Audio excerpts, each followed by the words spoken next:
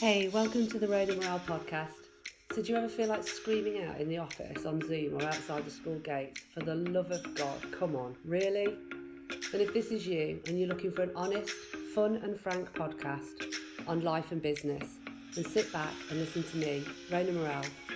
I'll be bringing great people on the show to talk, share, and debate their life experiences and business challenges, keeping the show unpolished, but in a fun and unique British style, with sarcasm, tenacity, or maybe a few swear words or tears. This podcast keeps it real, honest, raw, and removes the bullshit in the only way I know how, through authenticity and getting shit done. Think of it less like the Housewives of New York or Towie with the lipo and drama, and more like the house lives of the real world. I hope you'll take something away to be better informed, laugh, smile, or maybe even finally getting the confidence to shout, come on really. So enjoy. Hey, welcome to the Rona Morale podcast. So as you've noticed, I'm here on my own and actually in London. So the first time I've been here in 7 months, sat here in Homegrown Club. I decided I wanted to do a couple of podcasts just on my own without the guests. So this is quite scary when you're doing on your own. But one of the topics that I really wanted to discuss and kind of have an open debate about is around female empowerment. And the reason why I've chosen this topic is I had a really interesting conversation with somebody just yesterday. And it was a really energetic businessman who was speaking a lot about female empowerment and how he loves women and he always wants to give them jobs. But what struck me through the whole conversation was the fact that actually it wasn't a conversation. He just talked and talked and talked at me and never once spoke about what I did, who I was. There was no sort of using these words like I love women and I love to give them jobs. It just felt really, I suppose I wasn't true to my word and I didn't just turn around and tell him to do one or throat punch him, but it just got me thinking like who are we as individuals to sit there and kind of preach to a lady or a young female entrepreneur and tell them that they're all for empowering women, and yet not in one moment did he engage in any conversation around what do you do, how did he empower women. His view of empowering women was all about giving them jobs, but in the same breath telling me he's hired a Filipino to do all his jobs because he doesn't want to do it. And there was so many contradictions to what he was saying, his body language, that I generally found myself completely lost for words. And I don't even know why I'm sitting here ranting about it now, but I just felt like as I've been networking more over the last few months, I've heard a lot from male leaders talking about the want and the need to empower women. And the other topic that's come up a lot is around education. And the more we educate women at all levels, the better the planet is going to be. And I really do fundamentally believe that. You know, there's the kind of, you know, the old saying of giving a woman a house and she'll make it a home, and all the incredible young women and children there are in the world that have no access to education, and they are deprioritized when it comes to helping them get into education. So if there is a son, it's the son who is then educated. We look at China and very much it's the son that's seen to look after the elders. And it's so disproportionate. I think there was an incredible lady who once said, you know, this saying, oh, grow a pair of balls, will you? You know, grow a pair. And actually she flipped it on the head and said, no, actually, grow a vagina. That thing takes a bashing. It gives birth. It creates life. And, you know, it has always, always resonated with me. And, okay, sorry if that sounds a bit crash, but it's so utterly true. You kick a man in the balls and he goes down like a sack of spuds. And it was one of those kind of comedy moments when you hear a sketch and you go, God, yes, that's it. That's exactly what I'm talking about. And you know what, ever since then, it's my children are probably too young to be quite so brutal with them on that. But it's true. I think that whole element around educating women and giving them the power to be able to make their own informed choices about things is so important. And as a mother of two girls, it can massively overwhelm me at times. What do I tell them? Do I tell them they're growing up in a world that's massively changing? Well, it is here in the UK, but in many, many other countries, it simply isn't. You know, women have to go and sit in small huts when they're on their periods because they're not allowed to be around anyone. They're not allowed any pain relief, and they must give birth in silence. These things still happen today all over the world. And this is where the education piece of me has to come in. How do we give the same opportunities to all people, not just women, be it colour, religion, race, and gender? And I think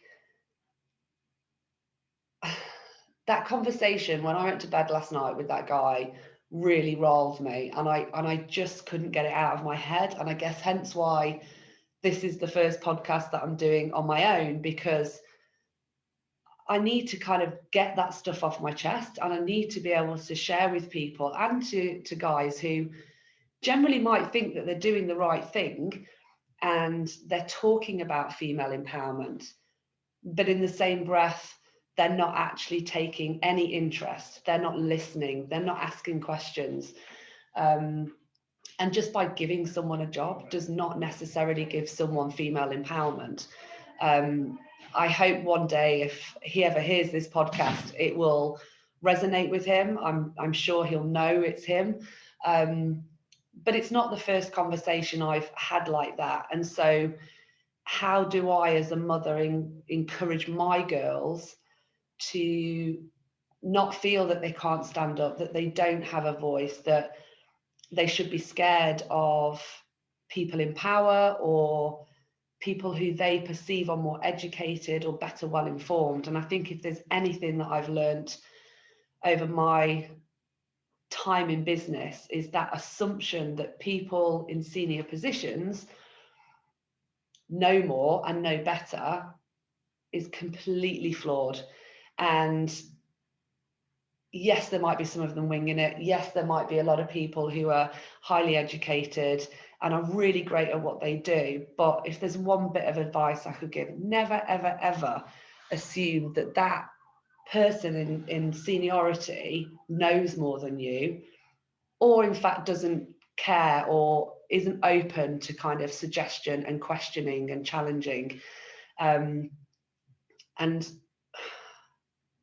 okay, I'm going a bit off kilter now, aren't I? But I guess what I really want my girls and hopefully her friends to grow up knowing is that female empowerment is about education, it's about opportunities, it's about standing up for what they believe in, rightly or wrongly, and most importantly, being open-minded to other points of views. And I know that by putting this out, you know, there may be backlash. There may be guys who say, well, by employing women, then it is empowering them. I'm open for that debate. And the more we can have networks and contacts, not only professionally, but also on social media, of opposing thoughts and opinions, the better educated we will be. And to understand how people feel about it and are personally affected by it, I think is key. We all know that social media is designed just to make us think and feel like we're right and that our opinions are the masses of opinions. But you and I both know that if we come off social media and we go for a beer with some of our friends or in networking groups, there's many different opinions. And I think that's key to the education process. but also for all the hard work that's going on out there around giving young girls the rights to an education and showing the world what they could do if they were given that opportunity. I've got a thing in my head at the moment, and it's a couple of times I've kind of talked about it, but that whole what if for 12 months, every single leader, every single CEO, every single president was female. I would just love to see what would happen to organizations, cultures, education, beliefs, climate change. What would happen if we just flipped those roles and they were all female? Now, I'm not saying that it would be in a better place. I'm not saying that that's how it should be, but I would love just to see that happen for a year and understand what that impact could have. And I don't doubt that it's all about the right person for the right job, of course, but I would love to see that come to fruition and the impact that that would have on the next few generations around what is achievable. We are in these crazy times at the minute with COVID, and we do look at places like New Zealand with Jacinda Ardern and Germany and other countries where, you know, female leaders have been told not to be emotive, or that if they're not hard-faced and strict and, you know, they can't lead. And I fundamentally disagree with that. And I do think that compassion, empathy, the ability to see the bigger picture, and actually an engagement of a leader is so important. And somehow my experience is just that women have a better ability to do that across so many different levels. And I think for anyone out there now, maybe as a mother of daughters or a young adult growing up in this world, yes, we are hugely benefiting now in the UK, but there's still such a long way to go. The Me Too movements, I picked up the paper today and there's another, you know, court case of some guy grabbing someone's breasts in a meeting. And, you know, when I was younger working behind the bar in the local pub, everyone grabbed my arse. It was kind of one of those things that it just at the time felt like that was okay to do. And as a barmaid, you were expected to just kind of accept that. And on reflection now, if that was my daughter in the pub and I saw 5 different guys grabbing her backside, I probably wouldn't be sitting there laughing about it. In fact, I know I wouldn't be sitting there laughing about it. Times are changing, and look, this is me and my rants, and it's just really around female empowerment that has been triggered by this conversation with this guy yesterday. But I just wanted to get those thoughts out there as part of the Rona Morale podcast, and just me as an individual, so I can share with you guys more about who I am, what I think about, the types of people that I meet. And I hope you took something away from this short session.